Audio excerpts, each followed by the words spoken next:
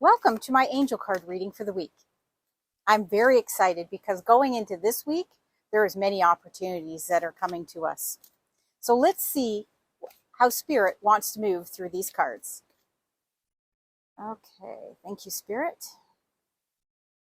Archangel Ariel, Peaceful Warrior.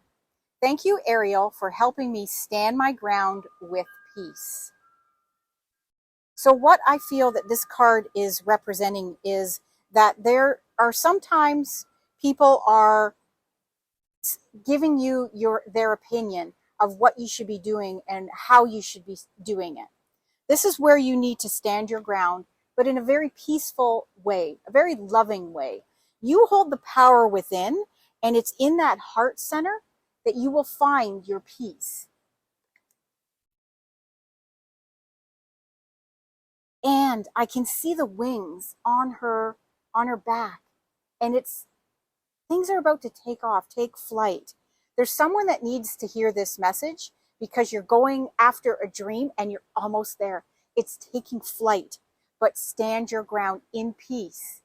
Don't let anybody sway you from your dreams. That's what this card says.